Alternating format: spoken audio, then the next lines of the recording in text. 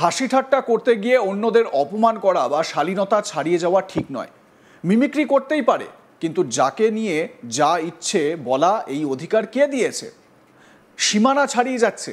অনির্বাণের hooliganism যেন শালীনতা না ছাড়ায়। আজ তাক বাংলাকে সরাসরি তেমনটাই জ্বালালেন দিলীপ ঘোষ। ফেসবুক জুড়ে আচমকাই চর্চায় অনির্বাণ ভট্টাচার্যের গান। কুণাল, দিলীপ আর শতরূপ তিন ঘোষকে নিয়ে দুদে অভিনেতার প্যারোডি হু হু করে শেয়ার হচ্ছে। তার স্টেজ শোয়ের একটি ভিডিও রাতারাতি ভাইরাল।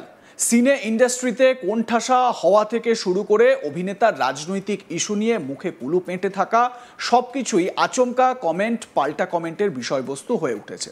এমনকি এই নিয়ে পোস্ট করেছেন খোদ তৃণমূল নেতা কুণাল ঘোষও।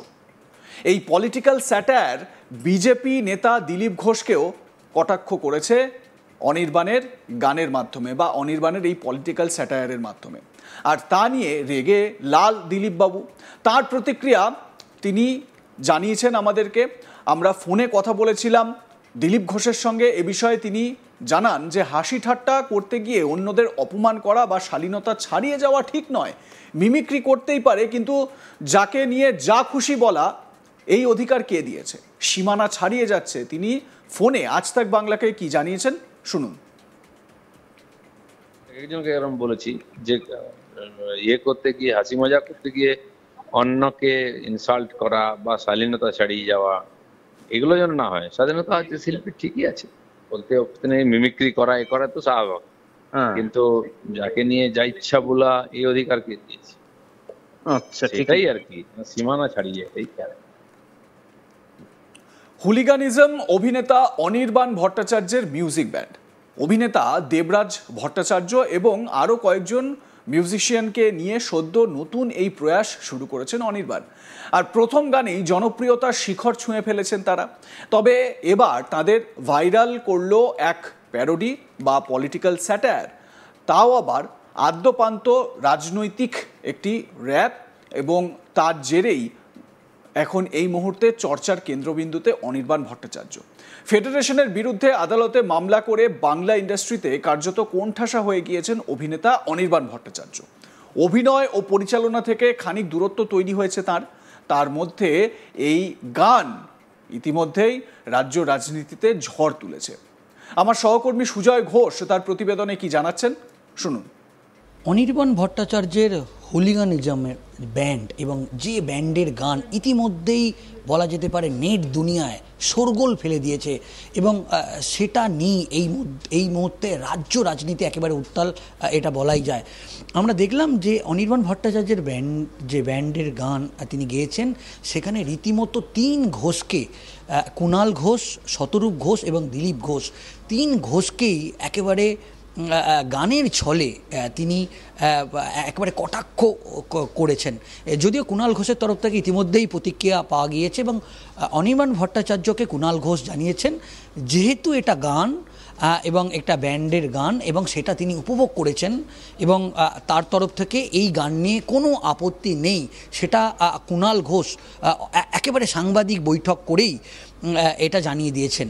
অন্যদিকে শতরূপ ঘোষ তিনি বা বামেদের পক্ষ থেকে ইতিমধ্যেই আমরা দেখেছি অনির্বাণ ভট্টাচার্যের পাল্টা বিরোধিতায় নেমেছেন।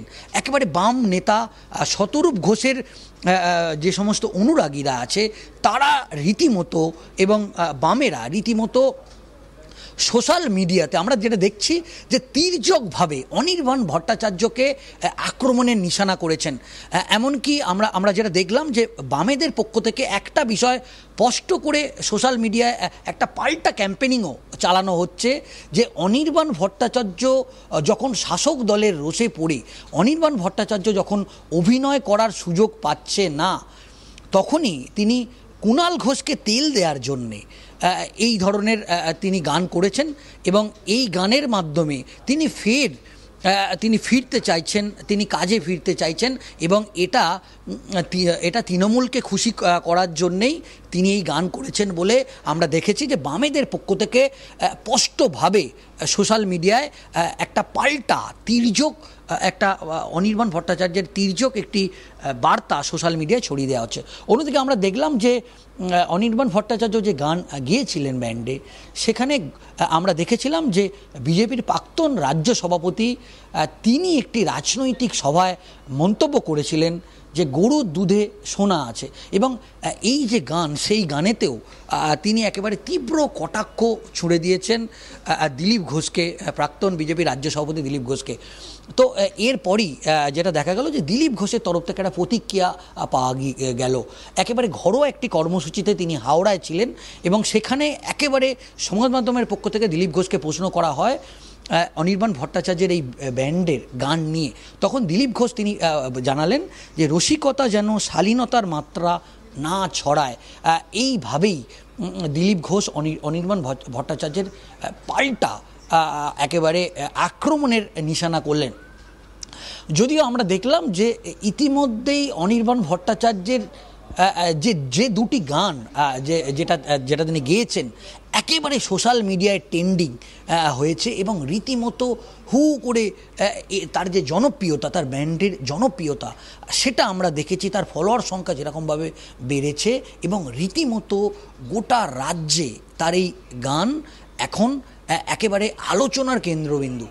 আমরা যদি দেখি সব জায়গাতেই অনির্বাণ ভট্টাচার্য যেভাবে আমরা দেখলাম যে তিন ঘোষ, দিলীপ ঘোষ, কুণাল ঘোষ এবং শতরূপ ঘোষ, তাদেরকে যেভাবে কটাক্ষ করলেন এবং গানের রসিকতায় একেবারে তিন রাজনীতিবিদ একেবারে বলা যেতে পারে তাদেরকে সামনে নিয়ে এসে এই মুহূর্তে বলা যেতে পারে সংবাদ শিরোনামে অনির্বাণ ভট্টাচার্য এবং তার ব্যান্ড। এখন দেখার বিষয় আগামী দিনে আমরা দেখব যে অন্যান্য রাজনৈতিক দলগুলোর পক্ষ থেকে অনির্বাণ ভট্টাচার্য সম্পর্কে কী প্রতিক্রিয়া আসে। এবারে এই অনির্বাণ ভট্টাচার্যের যে হুলিগানিজমের যে গান, সেই গান নিয়ে তো চর্চা চলছেই এবং সোশ্যাল মিডিয়ায় হুলিগানিজমের পরবর্তী যে কনসার্টগুলো বা পরের যে গানগুলো আসতে চলেছে সেই সংক্রান্ত বেশ কিছু ক্লিপিংসও সামনে চলে এসেছে এবং সেই সমস্ত গানে আরও কি বিস্ফোরক বক্তব্য থাকে বা আরও কি বিতর্কিত বক্তব্য থাকে সেটা অবশ্যই দেখবার মতন বিষয় হবে। যদিও অনির্বাণ ভট্টাচার্যের এই পলিটিক্যাল স্যাটায়ার নিয়ে ইতিমধ্যে বিজেপি নেতা তথা আইনজীবী তরুণজ্যোতি তিওয়ারি তিনি একটি এফআইআর করেছেন এই মর্মে যে অনির্বাণ ভট্টাচার্য তার এই গানের মাধ্যমে, তার এই পলিটিক্যাল স্যাটায়ারের মাধ্যমে সনাতন ধর্মকে অসম্মান করেছেন এবং তাই সনাতন ধর্মাবলম্বী মানুষ যারা রয়েছেন তাদের বিশ্বাসে আঘাত লেগেছে। এছাড়াও দিলীপ ঘোষ আমাদের প্রতিক্রিয়া দিয়েছেন। তিনি আমাদের টেলিফোনিক প্রতিক্রিয়ায় বলেছেন যার নামে যা খুশি ইচ্ছা বলে দেওয়া যায় এটা কিন্তু উচিত না, এটা ঠিক নয়। মিমিক্রি করা যেতেই পারে কিন্তু যার নামে যা খুশি বলা এটা কোনোভাবেই মান্যতা পায় না। আপনাদের মতামত কি এ বিষয়ে জানাতে ভুলবেন না। দেখতে থাকুন আজ তাক বাংলা, সাবস্ক্রাইব করুন আমাদের ইউটিউব চ্যানেলটি, বেল আইকন প্রেস করুন নোটিফিকেশন পেতে।